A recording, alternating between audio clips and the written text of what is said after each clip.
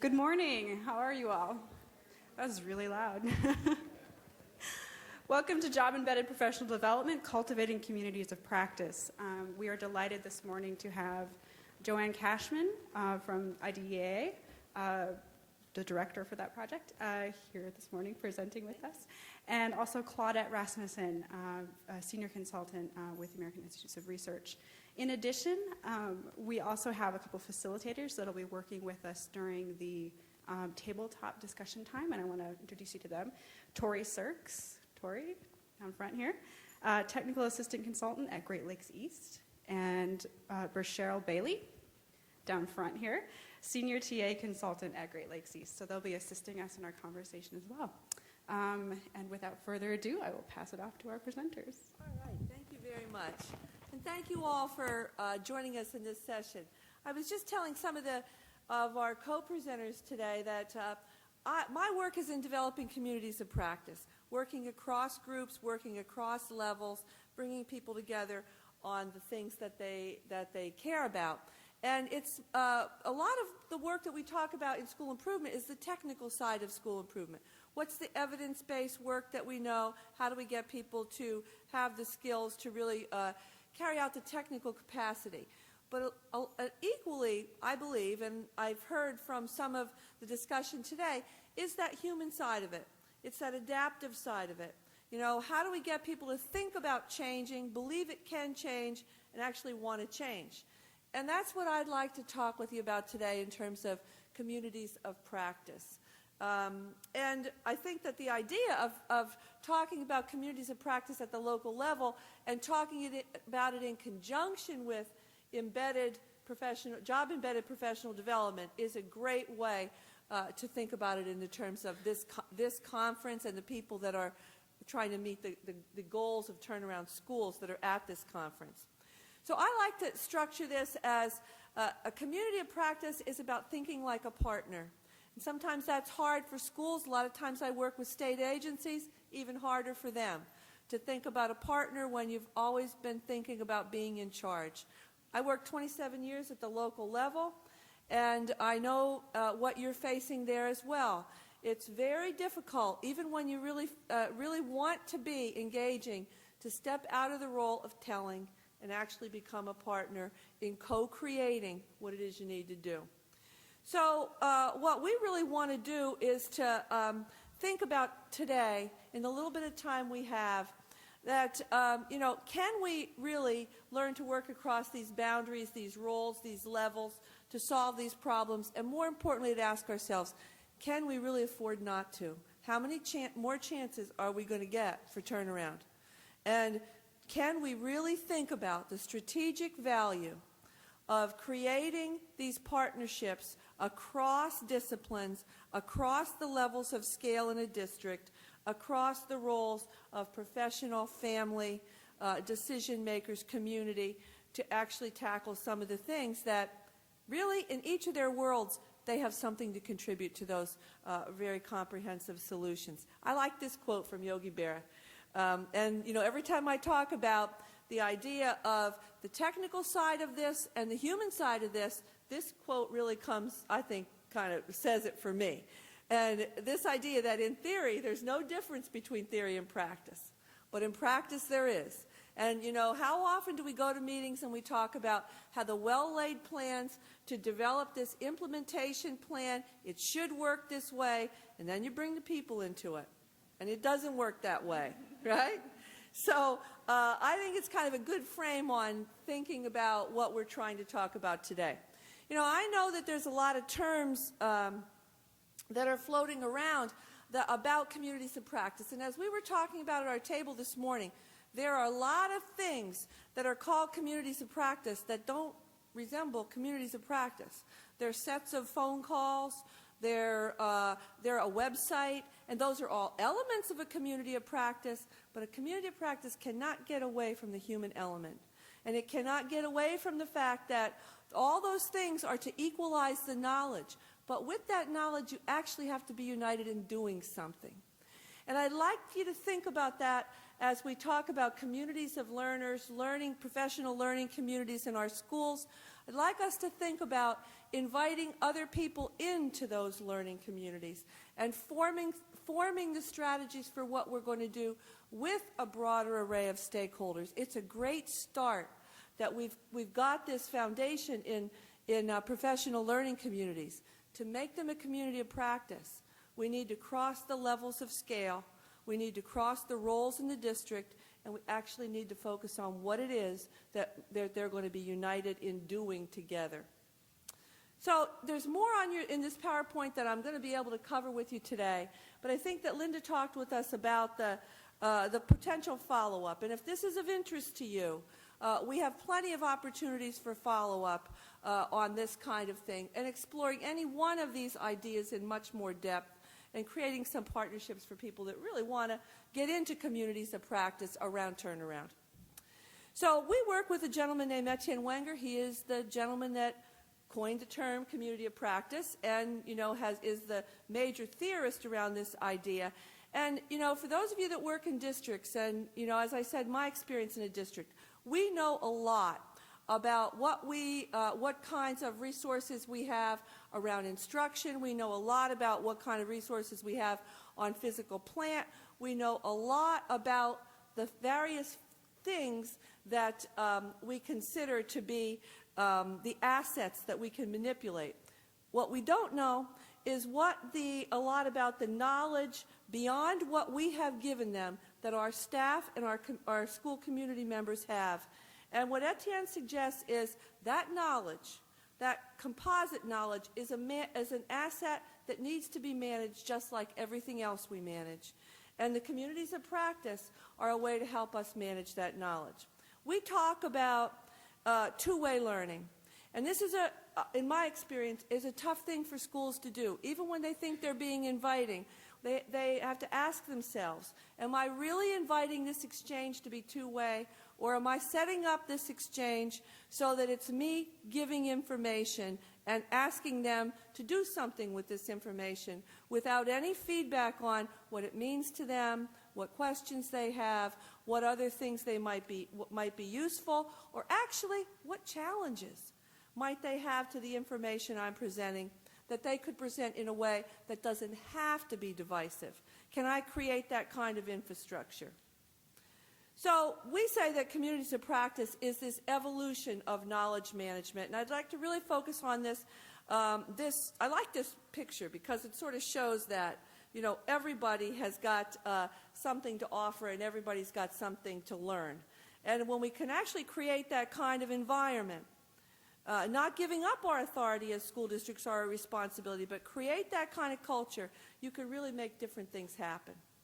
So what we say is that this real change, regardless if you're talking nationally, state, local, requires that leaders, implementers, and consumers have a shared sense of purpose around creating that change, and that they feel they have a shared role and that they're welcome to be involved in creating the strategies that are going to move that. Now, I'd like you to just take a minute. We only have a minute because I know our time is short today. But just turn to somebody next to you and answer these two questions. Can this kind of learning be taught, and can this kind of leadership be learned? What do you think? Just share your first impression with somebody next to you. Because if we believe this is an answer, it's critical for us to answer these questions. Go ahead, just 1 minute.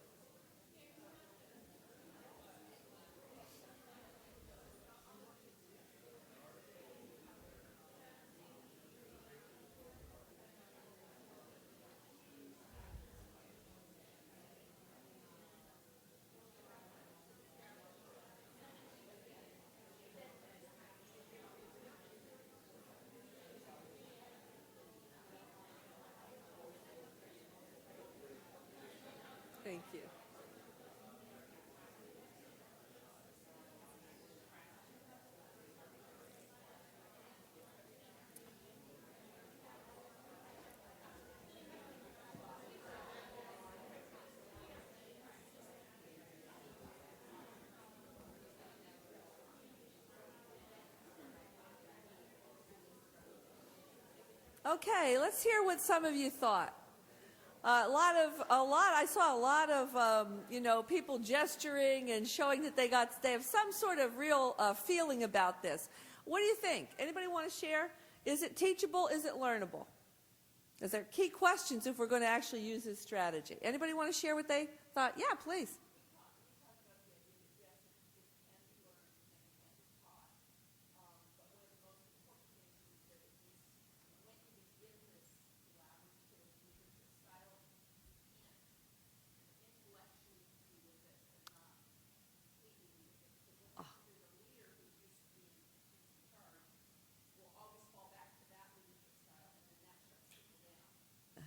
Absolutely.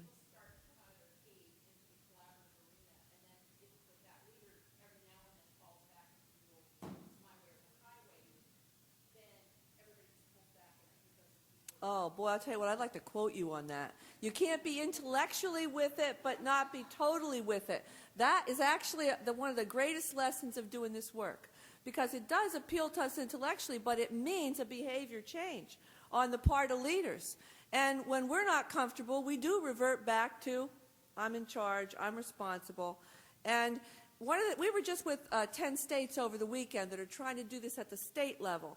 And the big message to those state staff was, you haven't had 30, 40 years of great stakeholder relationships. If you go out and say you're going to lead in this way, and you jump back, you're actually doing yourself a disservice. You've actually built up a negative. And I would say that at the local level, that's the same thing. If you're going to be with this, you really got to be with it. And I love the way that you've expressed that. And it's messy. Totally. Exactly.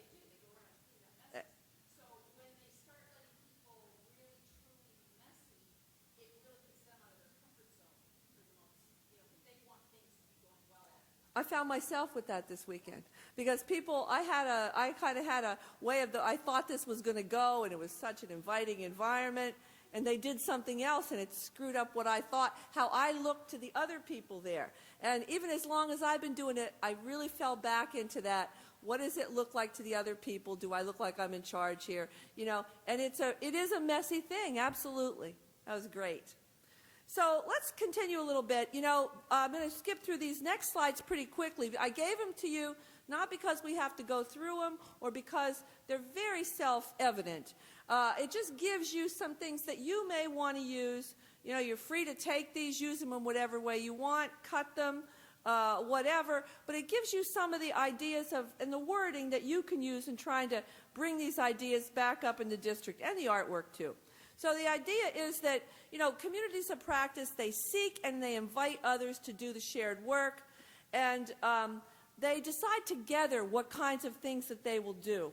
And that really changes that dynamic, inviting other people to actually help decide what it is you're going to do. Not just talk and then I'm going to decide what we're going to do. We're going to decide to do it together, and we're going to keep in touch on a regular basis, and you're going to be able to take pieces of this work that you want to do. You can decide how much you want to do. You have a stake in this situation. And it's creating that kind of environment that really communities of practice are about. So I gave you a number of slides here that kind of go over the points that I try to make and the questions that you're going to have to answer. What do they do? How do communities of practice make a difference? These are very, very self-explanatory. But I want to just spend 1 minute on this slide and then show you a quick start guide that we can develop if you're interested in doing a deeper work on this. The way I always, whether I'm talking to a state or a local district or a national organization or a state affiliate of a national organization, I ask them to answer these questions for themselves. Who's interested in this issue and why? Force yourself to think about why different perspectives care about this issue, so that you're not talking about it from why you care about this issue. Ask why other people care about this issue, and force yourself to think about that every time you're talking with people, that they may not care about it for the same reason you do. What efforts are underway separately? Honoring the work that people have already started, making them feel that you're bringing their work together with other people's work is so important. If people don't feel that what they have already done on this issue is acknowledged. It's a built-in resistance right from the start. The third thing is making sure you're asking yourself, what will make this work need fulfilling for others? You know, if it really takes teachers to carry this out, what's in it for teachers? What need will it fulfill for teachers if they're the key people that have to carry it out at that local level? What are you going to do to build these new connections? What vehicles, what venues, what communication strategies, what things do you have, and what can you invent that will keep people connecting so it's not once and done? You know, whatever happened to that, wasn't that great, but we never did it again, right? It's got to be routine. It's got to be ongoing, things that people have to feel that if they weren't there for the first meeting, there's a place for them if they jump in on the third, right?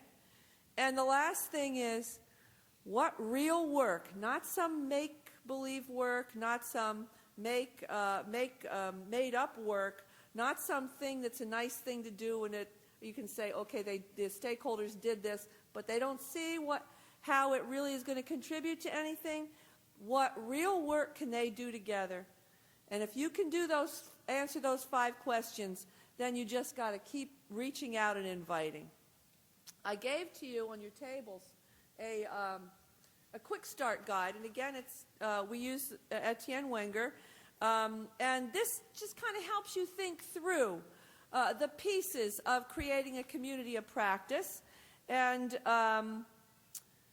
the thing I'd like to leave you with, and again, community of practice, we can do a lot more work on this together depending on what you're interested in as a follow-up. But I'd really like you to leave you with this idea. Communities are not successful because people are like-minded. And often in school districts, we gather everybody that thinks like us and wants to do the same thing, and we put them in a group, and then we wonder why it doesn't really get past the like-minded group. In fact, we tell ourselves somehow we're more enlightened than the other people because we are like-minded. But COPs are not like-minded because they are successful because they gather the like-minded people. They're successful because they bring together all the multiple perspectives that have to be together on making a commitment to change. And that is, we would love to help you in any way to continue to do this work. And to make it a part of job-embedded professional development is just a great strategy that I'm delighted to be invited into with Claudette. Claudette, I'm going to move over and let you take over the next part, okay? Thank you.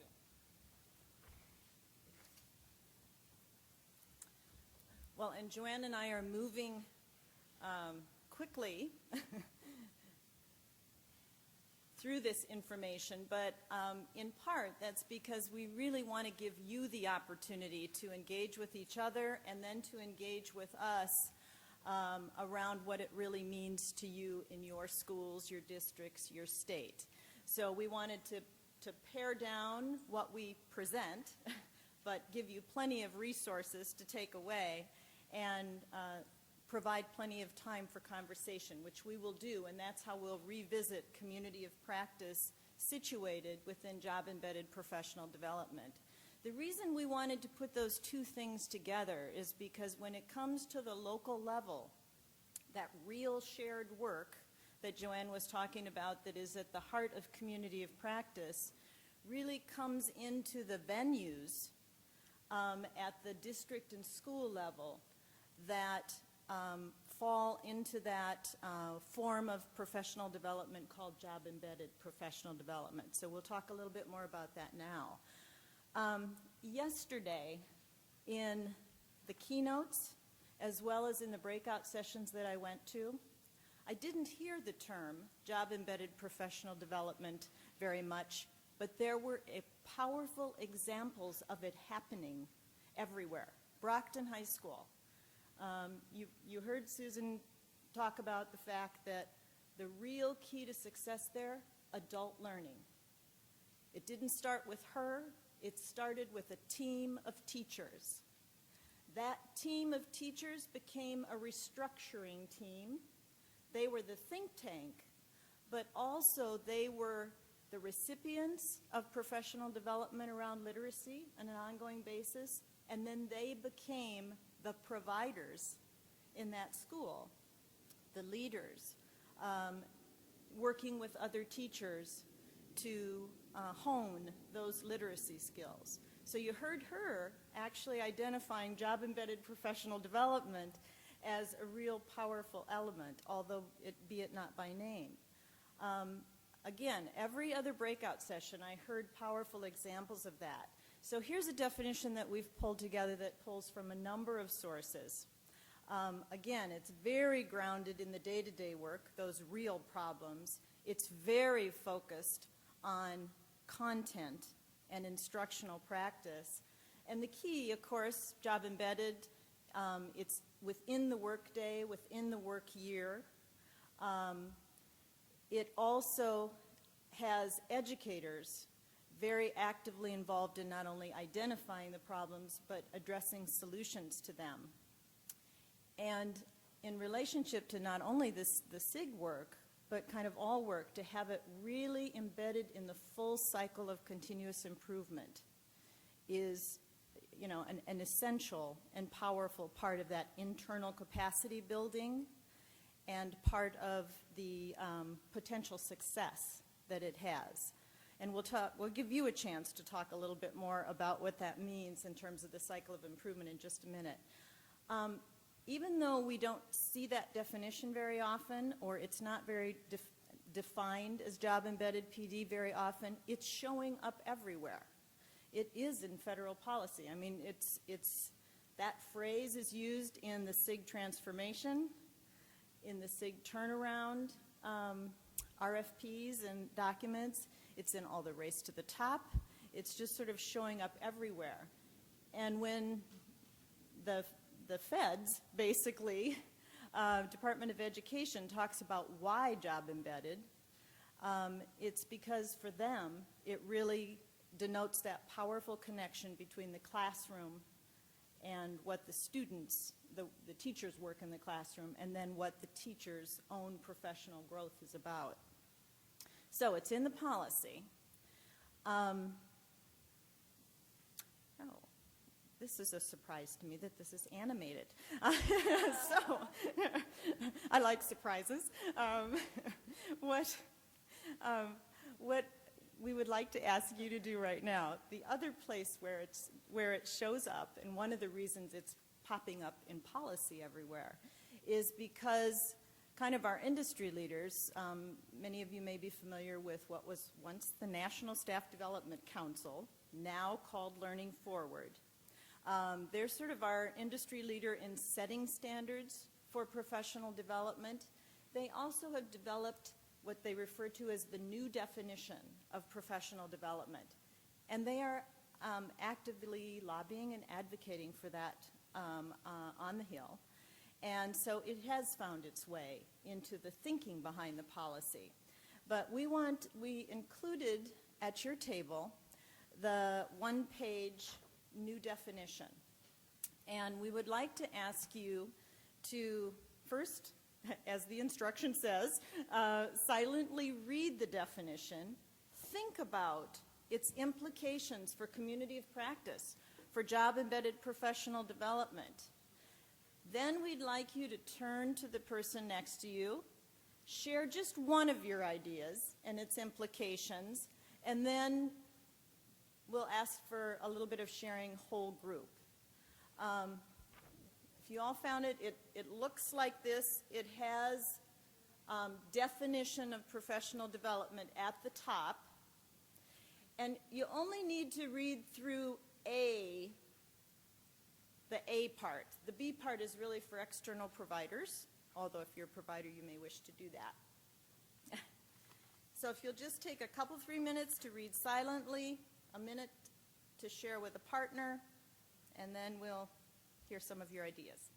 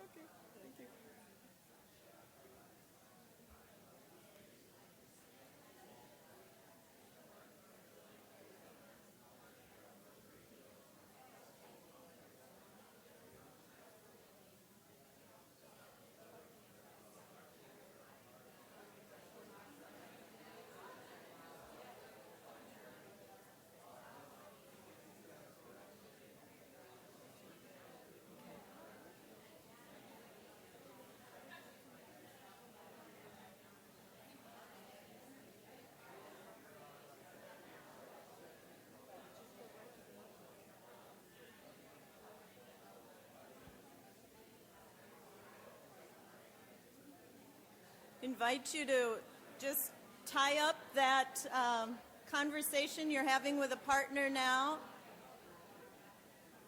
And let's hear about a couple of implications that you may have talked about.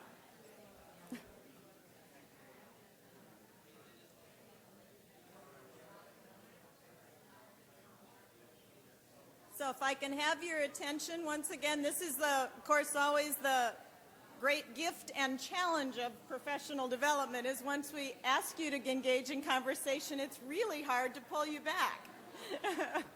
But we have a lot more to talk about. So if I can have everyone's attention. Oh, okay. Oh, this, all right. This, Tori said I need to move that mic a little bit. It's like, I'm not, what was it you were saying? It's not, I'm not the cheese in charge, but it is good to hear the silence in the room at the moment, because we really want to hear a couple of the key implications that you feel this new definition has for professional development in your school, for community of practice, for job-embedded PD. Let's hear from someone on this side of the room. One key implication, perhaps maybe even a shift from the way you've been doing things to job-embedded or community of practice. Yeah.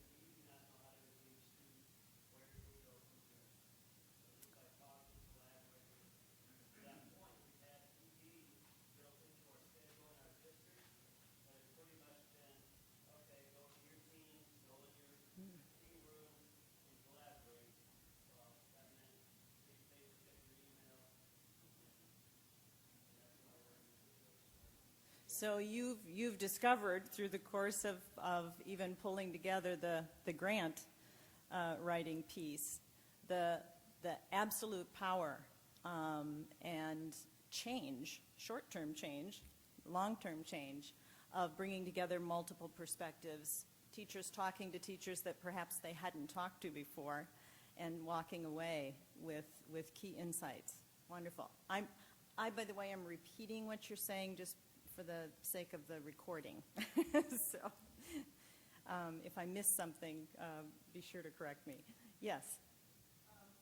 I really appreciate the definition, not because it goes beyond the theory and this is a good idea, but it really clearly identifies a specific process to make this happen and to help the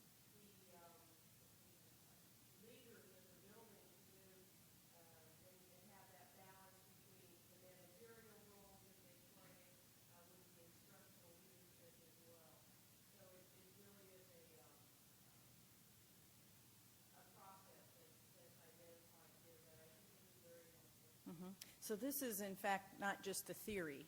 This is the theory into practice, and you've identified that there's a process embedded in this definition. And when you look at 4 and then you look at the subparts under it, that really is that cycle of continuous improvement as applied to professional development. It starts with the data and identifying the needs. It goes to the goal setting, thinking about what kind of professional development is needed and instructional strategies are needed to respond to the goals. And it talks about evaluating that, monitoring that, evaluating that. So you've identified a key process embedded in that. One last comment, and then we'll have a chance to talk again later.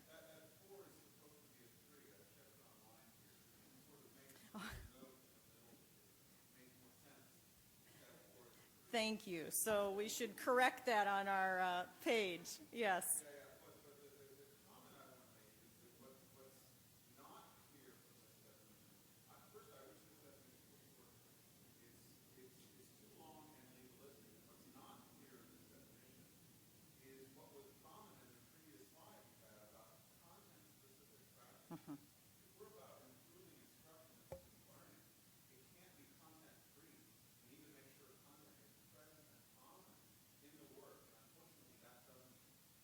Doesn't. You're absolutely right. I mean, it's kind of inferred in here. It's inferred that you would discover those content gaps by looking at the data and needs, and that you would choose professional development and instructional strategies to respond to that. But you're absolutely right about that. So we'll come back to that a bit as we look at some of the other aspects that support the job-embedded professional development. Because we actually know a lot about the standards behind that and a lot about the research base behind that. And so I'm going to move through the next several slides very quickly, just to let you know that in your handout, your PowerPoint handout, you have the places to go and the references to check that can give you the necessary evidence base behind this. And one of them is to go to the industry standards, again, from Learning Forward. And they have had professional development standards very prominently since 2001. They're currently in the process of revising them. And so I've made note of the two versions of the standards. And just looking at them by name, learning communities, ensuring leadership, prioritizing resources. These are the very things that we have been talking about throughout these yesterday and today.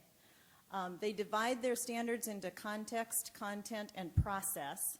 And so again, here's aspects of process. It does focus on the cycle of improvement, so the using data. Applying learning is like the principles of learning. Supporting implementation and monitoring. And then they have made the change of a standard going to one standard related to content, but that is guaranteeing outcomes, and that really is referring to the content standards for students as well as the performance standards for teachers. So we've got lots of bases for job-embedded professional development. The last sort of touchstone for that is that we really do know a lot about how to design it so that it is powerful.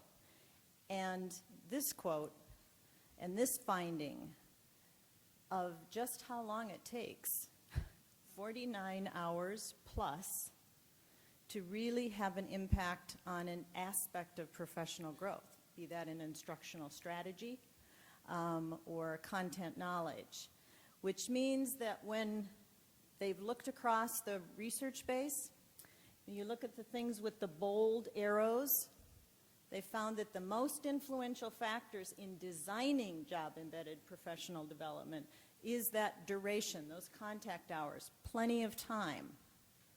So one-shot deals, even multi-session workshops, let alone motivational speakers, is not enough. That's one of the reasons we're making the shift towards the job embedded. Also, the focus on content knowledge, which you've already brought up. Coherence, the connection with the continuous improvement cycle with the reform efforts, really essential. Putting those key design factors together is not only going to enhance the knowledge and skills, but there is a connection with the instructional practice. So we've got evidence on how to get there. And on this slide, many of the things that Joanne talked about, referred to as the kind of the critical elements, which you'll find in one of her slides, a little bit more detail about that, also align with the design functions for job-embedded professional development, where as you're designing it, keeping in mind the duration, the coherence, the content knowledge focus, the teaming with those multiple perspectives, being situated in the work of the school day, the school year, and then that leadership development for teachers and for other leaders.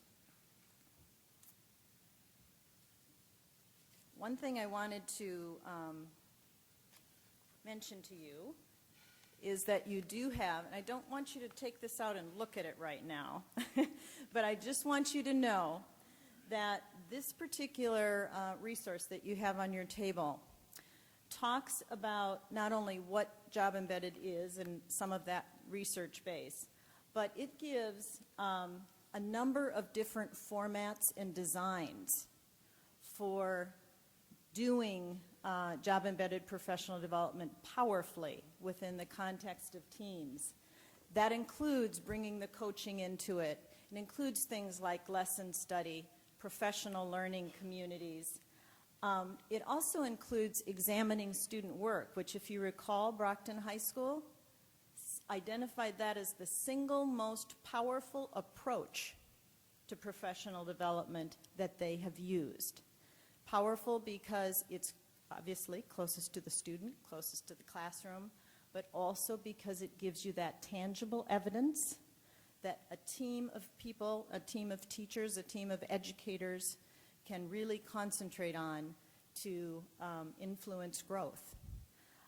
So you have a number of things like that, and I bring that up because we want to ask you to have a conversation at your table, first around these first two questions. Think about and talk about the kinds of collaborative structures that you might already have in place. Maybe you already have some job-embedded professional going on by design, or maybe you just have, department meetings, grade-level meetings, vertical teams, data teams, whatever kind of collaborative structures you have. Think about them, talk about them. Whatever kinds of formats that you might already have. I mean, perhaps you already have PLCs in place, or study groups, or action research groups. So think about those that you might have in place, or that you might be advocating for if you're a state or a regional provider. And then talk about any successes that you might have, either in what those groups are producing or learning, or just maybe in a characteristic or a quality or a multiple perspective sharing that's going on in that group. And we're going to give you just a few minutes to talk about that. Again, just questions 1 and 2 at your table. So go to it, and then we'll pull you back together and see what we've learned.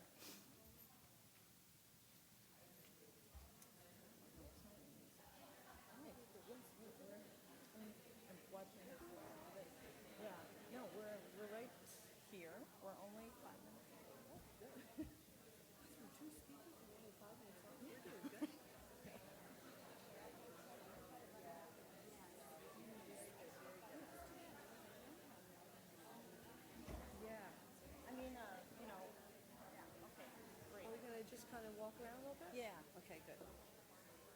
Yep. And time-wise?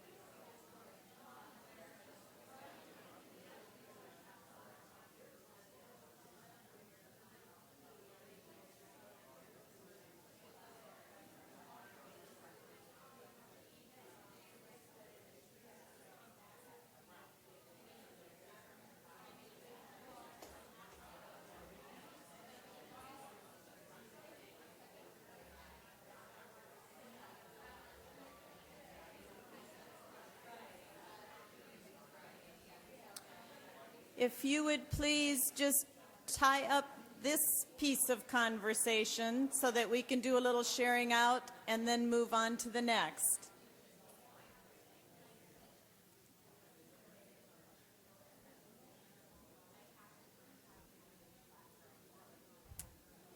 We're going to do this kind of a quick round robin, kind of in one sentence.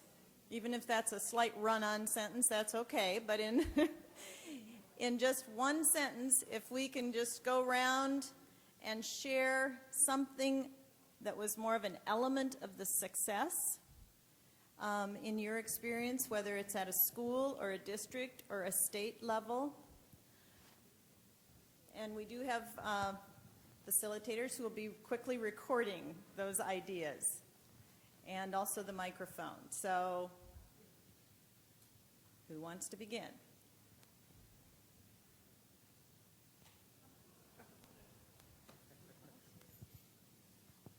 Do I need to say my name and all that? No.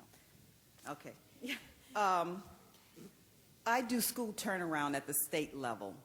And one of the things that I was sharing was the fact that we have had some successes, but they were not easy ones.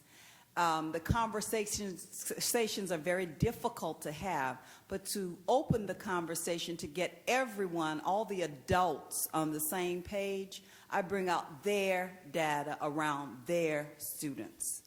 I'm not making anything up. This is what the test results show about your students. How can we make this better for them? Because it is, after all, about the children. So once we have that kind of truthfulness and reality check, then we are able to have other conversations about how to make it better for the children, and then we begin our vertical teaming. So the high schools don't continue to blame, middle schools continue to blame elementary and do the finger pointing, and that we're all in it together to win it for the children. All right, so several benefits from starting with data. Yes, a different idea, or success, I should say.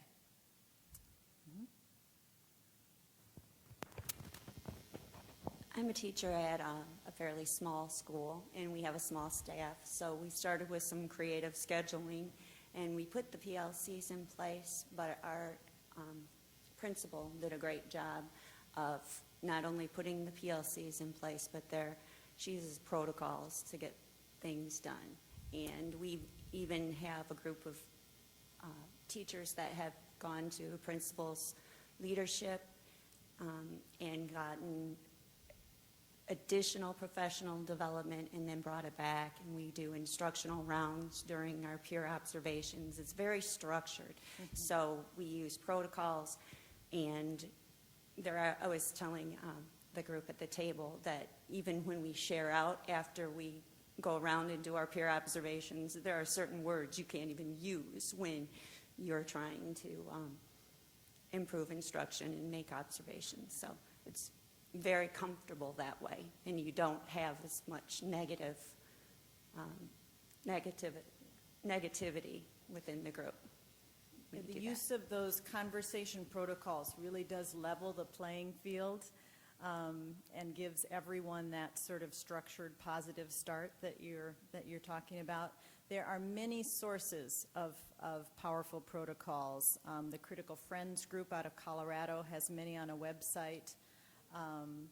An urban initiative has the number on the website. So thank you very much for sharing that. Yes.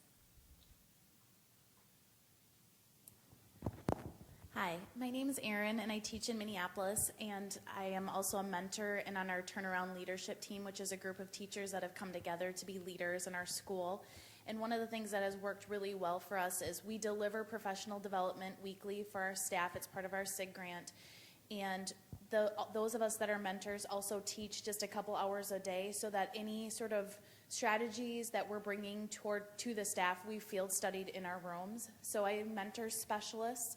So I'm a Phy Ed and health teacher, and so when I come to professional development and I've done a literacy strategy in my Phy Ed class or in my health class, there isn't really anybody that can push back because we've tried to do it in our rooms as well. And so we've had application to what we're bringing to the staff. So I think that's worked really well, and our specialists have done some really great literacy strategies with vocabulary because of that. So you've got both the credibility and the tangible experience to bring back to the group. Great.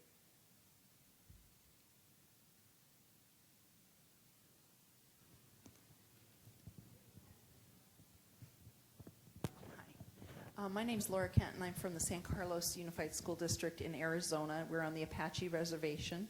We have two schools, elementary and a high school, and they're both SIG schools. We got a SIG grant this year, and part of our SIG grant implementation, we adopted the TAP program under the National Institute of Excellence in Teaching, which is the national, I guess, umbrella for TAP. And the TAP structure has every component that I've been hearing in this conference for the last 2 days, and it's really exciting. We just implemented it this past year, and yes, we have a lot of wrinkles to iron out in the actual implementation, but the system that's in place is awesome. We have mentor teachers at every grade level that are full-time release. We have an hour scheduled in everybody for collaborative time daily. So we have embedded professional development in those cluster meetings. We have the field testing model that this young lady was just talking about. Our mentor teachers are able to go into classrooms and model teach. We have a 19-point rubric that we use for teacher evaluation tool as part of the TAP model. And it's the most awesome rubric. I mean, when I looked at it, I said, oh my gosh, I wish I'd had this when I was a new teacher, because it's like right there in black and white. It tells you this is what it looks like to be a good teacher in 19 critical areas. And then we use that rubric in our cluster meetings to help with the PD for the teachers to become awesome teachers. So like I said, we've had a rough year. We did 7 major initiatives. That's only one of them, which in and of itself is a huge initiative. So, everybody's heads are still spinning, from the past year, but we're hoping that next year we will continue to implement this system. But I highly recommend you look at the TAP model online. For any of you that are in SIG implementation, obviously you're here, or you wouldn't be in SIG implementation. But it's an excellent, excellent system that includes all of the good stuff that we've been learning about the last 2 days. And that's actually, we'll take one more, and then that'll be our segue. Mm-hmm. How'd you add an hour a day of PD and extend the learning day still? I mean, because that's a requirement of the SIG too. We added time to our days, and we stopped having early release like Fridays. We used to have those for PD, where it's like a whole half day. So instead of doing that, we embedded it more into the daily practice, the idea of coming together and looking at student data and doing all those things. We had to extend our school day. Yeah, we made it longer. Absolutely.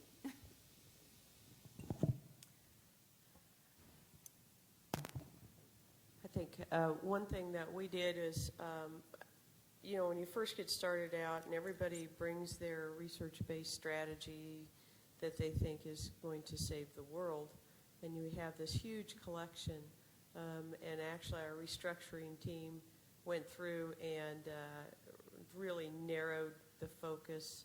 So, because we were finding that in the high school, everybody has an incredible sense of autonomy, and that includes what's going on in their classroom and the strategies. And so focusing in on a very few, doing a lot of training around those strategies, techniques, and then going through and monitoring those through walkthroughs and really looking at the fidelity of that implementation, I think has been a real success this year for us. So focus, focus, focus, and then that careful monitoring. And you're sort of reminding all of us that even with these successes, which is great to hear about and learn from one another about, there's often that flip side and the challenges that come with it. So we'd like to ask you to take a few minutes to talk at your table about the challenges, again, just related to the professional development that you and your sites have encountered.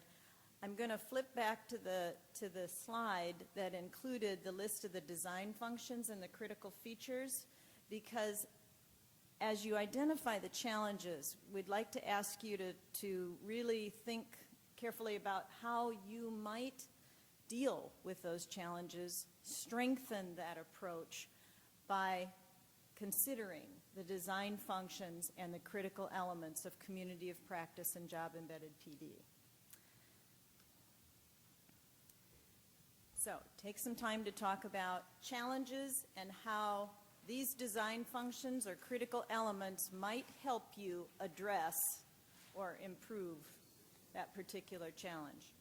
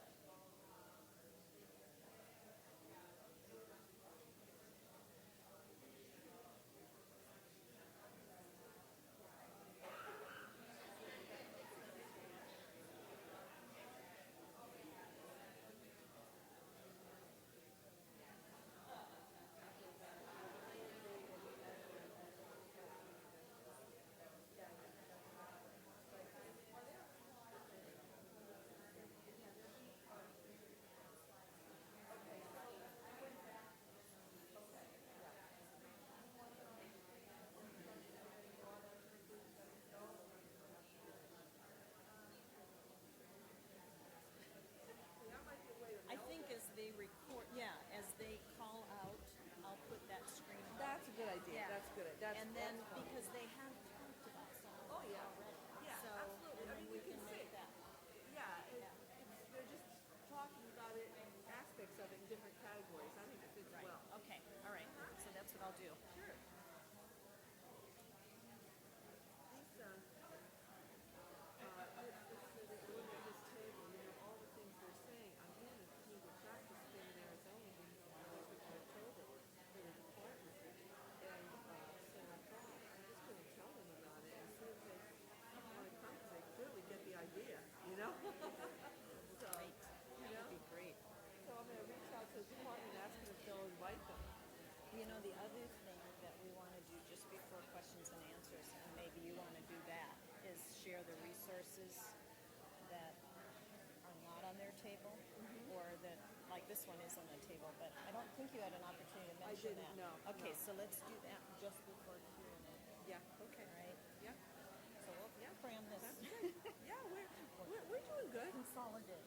I mean, you really cover things well without making it feel rushed, which I think is great. It's really good. And sometimes I feel like I'm like, ding, ding, ding. I'm more like the speaker that was this morning. That you get it done and you don't seem rushed. Inside, Yeah, it doesn't seem that way. though. that's good. Yeah. Okay.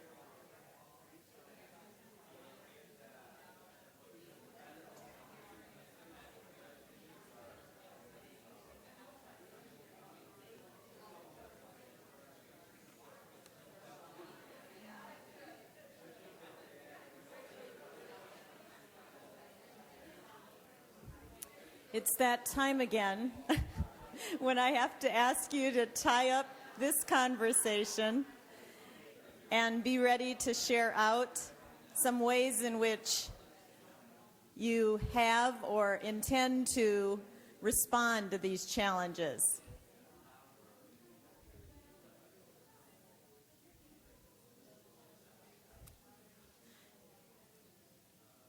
I'd also like to just invite some folks that we haven't heard from yet to be able to speak into the mic.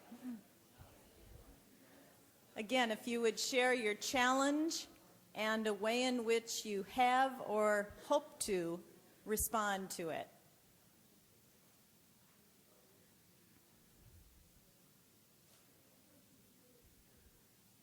Yeah, you were all speaking at once, so don't everyone speak at once here.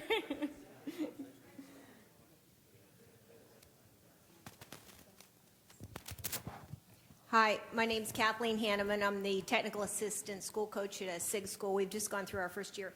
And it's gone extremely well, surprisingly. And great professional development. It's been embedded.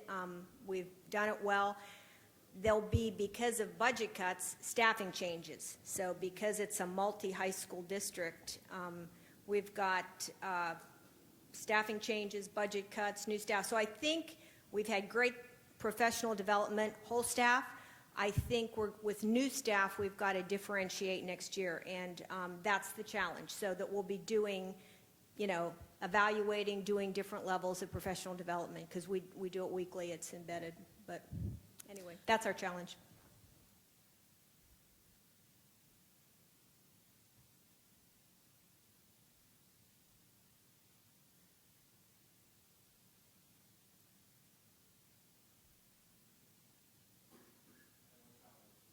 One challenge I've seen is that teachers, a lot of the coaching that goes on deals with telling teachers what something looks like without actually giving them a model of. So teachers, they can read about things, they can read notes about what they need to change, but they're never given the opportunity to see what good instruction looks like in practice. So having, just small things like getting teachers into other people's classrooms to say, here's a good practice, go observe someone doing it, instead of saying you need to differentiate. I mean, you sit down with teachers and you talk about the gap between theory and practice, and it's because they know the theory, but they've never actually seen it in practice a lot of the time. So giving them opportunities to actually see what good instruction looks like. And that's one of the most powerful forms of job-embedded professional development, is to be able to do the coaching, but to do it, in more of a, you probably know the gradual release of responsibility kind of thing, where you see someone do it, I do it, then we do it, then you do it. And also, if you think back to the Joyce and Showers work, you need to do it, practice something new 30 to 40 times before it becomes part of your repertoire. So to find the space for that within job-embedded professional development, is really an intentional and powerful thing to do. Other responses to challenges.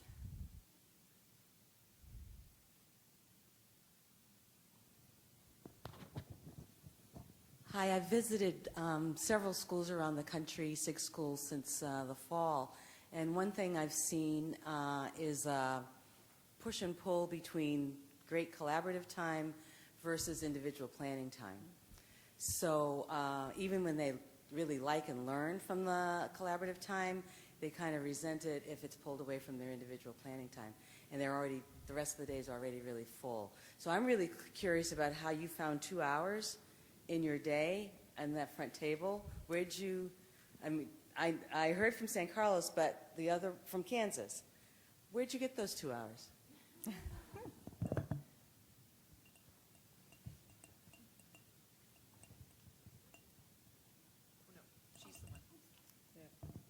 The 2 hours class periods, I went from an alternating day block schedule. In the negotiated agreement, they have 90 minutes of plan every day. We changed the schedule to a 7-period day at semester, so we were required to give them 2 class periods of plan. With the budget cuts, We're looking for other strategies, but since it is in the negotiated agreement, I think we're safe for a while. But it could be one thing that says, okay, if high school teachers would give this up, then we could contribute more to the health insurance or give a raise or do something along those lines. So it's kind of out there and a concern. So there is, in the way the schedule is developed, it's a back-to-back.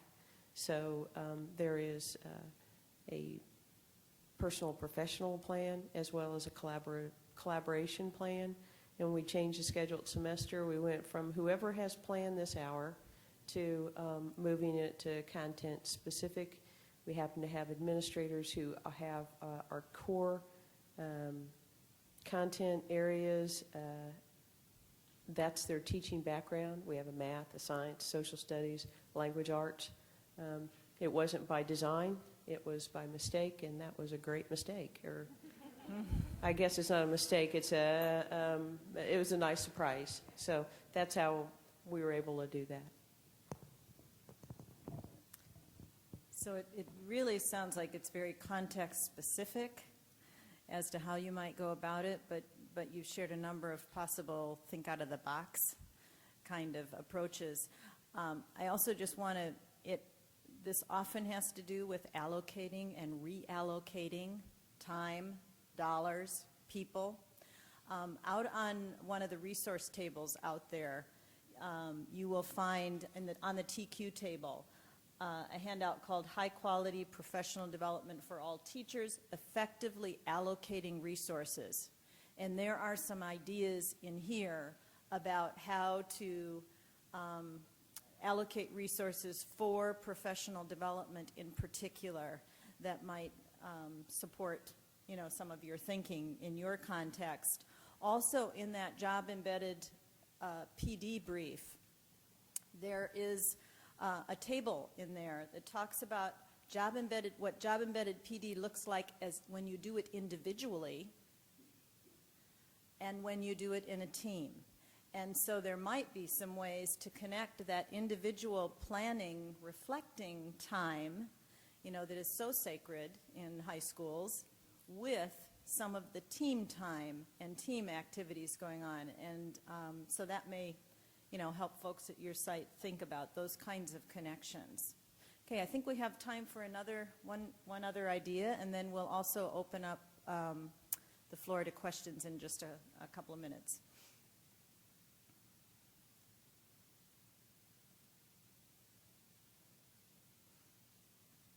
Part of that hour that we use each day is collaborative planning time. So they're actually using that time to develop lesson plans together, and so that cuts down on that concern that you were talking about, because they're actually like if there's 5 people on a team, maybe 2 of them will go do will work together on the science planning, and the other 3 will work on the math planning or something, and then they come back together and share those lesson plans with each other.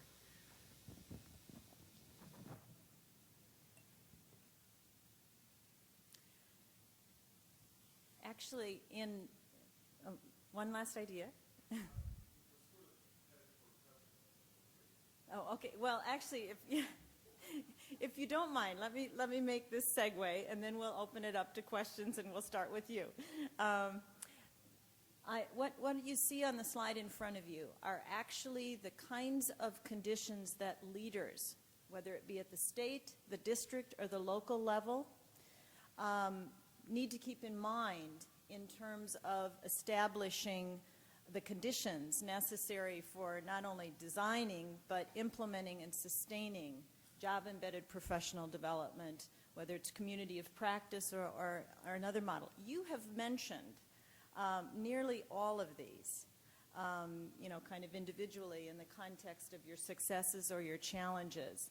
But I think it's the collective that becomes really important for all of us as leaders to consider, to establish the culture and to have that message out there, as well as the structure to support continuous learning and collaboration so that we really are high schools where the key to success is adult learning as well as student learning. You've talked a lot about time. We've talked a lot about the alignment with the continuous improvement cycle. Also the, curriculum, instruction, and assessment. We haven't talked about it, but I guess, that's implicit in there, and the focus on content. Several of you have mentioned the kind of the training that it takes to do this kind of collaboration, to do this facilitation. I think we would very strongly advise you to find in your budgets, if possible, to have outside or expert facilitators to start with, but to be able to train and support self-facilitating communities of practice and professional learning communities. There are lots of resources out there for that kind of thing. And then you mentioned conversation protocols and various things like that. But we have to be mindful about the professional training and development that needs to go on to make the collaboration and the teaming and the facilitation work. Again, I think the strength in this is thinking about taking all of those conditions, keeping all of those conditions in mind. And again, in your job-embedded PD issues brief, the last few pages of that are divided into what SEAs, what districts, and what school leaders, what would be helpful for you to keep in mind as you're setting the stage and creating the conditions for that. And it's meant to be kind of a conversation guide tool. So within that, you have additional resources. With that, question for both Joanne and me. So I just wanted to point out that in a lot of the discussion here, and certainly in a lot of the discussions I'm in around the state, around the country, I'm from Ohio, the conversations about professional development are largely driven by this idea of it's something that's conceived externally to the school, and something that is provided, done to teachers. And if we, and then we make a shift to job embedded by saying, well, how can we make it happen during the school day? But I want to have some conversation about what it takes to make that next shift, to really revisioning the work of teaching, so that teaching is regularly about inquiry into student learning, collaborative inquiry into student learning, so that teachers, as a regular part of the work of teaching, are participating in, well, professional learning. So I'm just wondering if folks in here, have stories or strategies for really making that shift. And one thing I've noticed, by the way, is that having conversations like this with folks who consider themselves external professional development providers, they're not ready to have that conversation because they want to continue to come in and provide their thing, right? So it would be really useful for those of us who are really trying to think from within the school how to make that shift. So you're opening that question up to the floor, right?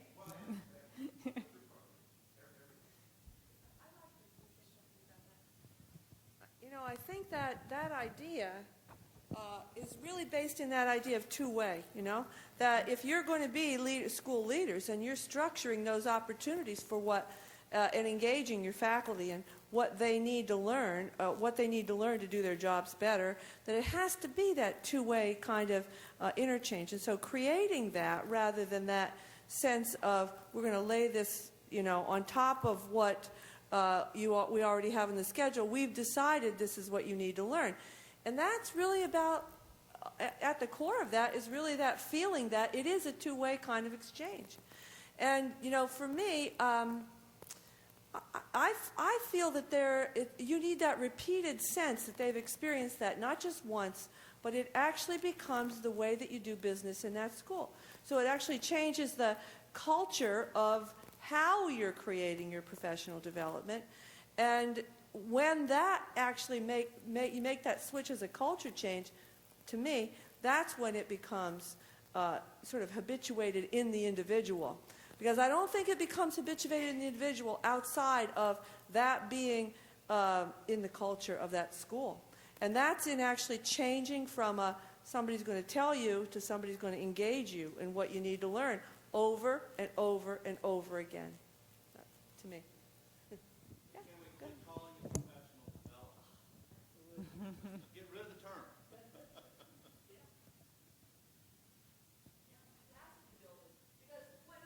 when you start talking, actually I had this conversation, my first awareness of this came up in Ohio. Because when you talk about a school community and all the people that are needed to be engaged in changing your reality, it's far beyond just the professionals in your school. And so capacity building across all those stakeholder groups, capacity building within those individuals and then across various groups is really an important strategy. And professional development is how we've defined that, but a lot of people feel left out of the professional development, like it's happening within a group, and then you're going to let us in on what's happened there. Even across disciplines, it kind of feels that way sometimes.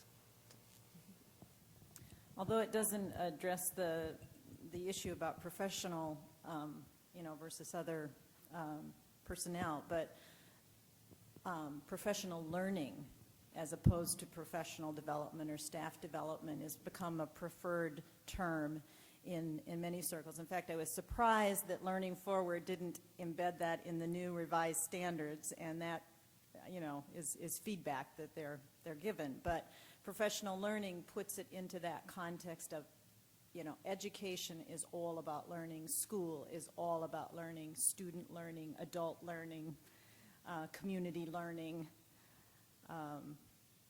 So, here.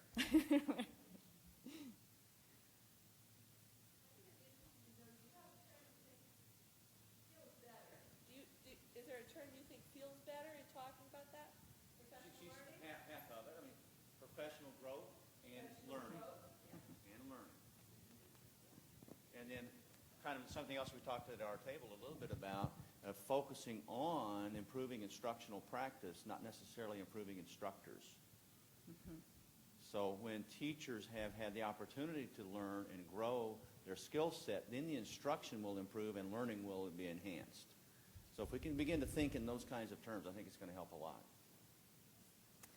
And those are some of the messages about that subtle but important shift, that if leaders can bring those messages to the school initially, but then bring them to the team, to the community of practice, to the PLC, whatever the structure is. If the structure is created, the message is there about the shifts, and then that team, that faculty, that group becomes the ones to talk about what that might look like, how that might feel differently, and if it is a group with multiple perspectives, you really have that beginning investment, involvement, and defining of the shared work.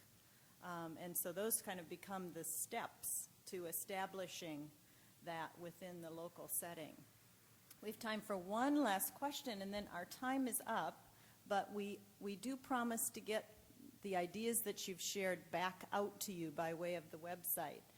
So, want time for one more contribution or question?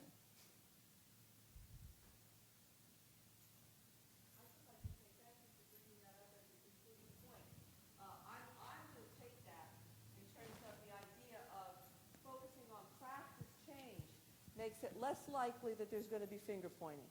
And I think that's a real key strategy. So I have to thank you for, that's two things. Moving beyond intellectually in it and focusing on practice change are two things I'm going to really include in everything I do from this point. Thanks. Any last questions?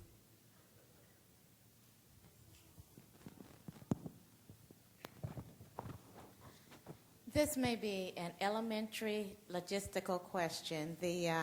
I'm trying to visualize in my head with the acronyms: professional learning communities, professional development, professional learning, communities of practice.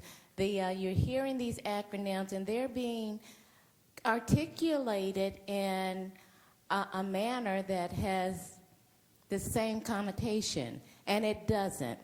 They help me visualize, and I look through this, I don't see communities of practice in this list of formats. Help me visualize that, and that may be something that you need to do individually. I don't know if that's a collective question. I'll just answer it real quick because I know there's time to over. But, you know, it's kind of the same way we were just talking about this at the break. You know how when the word team came around, everybody called everything a team, right? And a lot of those things were nothing like teams, right? And so it's the same way with community of practice. That seems to be the term that is used in a lot of the federal grants now: create a community of practice around this, a community of practice around that. And a lot of people reframe what they know how to do and they call it a community of practice, just like they reframed everything that they knew how to do and called them teams, right?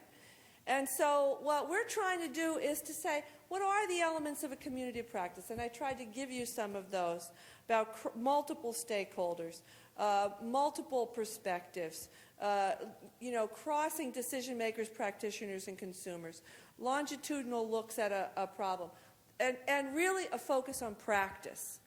And practice change. And then asking yourself, does the practice change help the performance? I mean, you may have changed the practice, but did it do any good? Those are kinds of things that a community of practice really focuses on. But it is focused on a practice change. And to me, and I can only speak about my own experience in professional learning communities, we often organize those by a department, by a team, by an issue within a school. And it doesn't have the multiple perspectives. They don't have the people with authority to actually move that issue. And so it doesn't result in a practice change. And so I think learning communities, to me, are an excellent way to start, but we need to move beyond that into a practice change that looks at a more holistic way.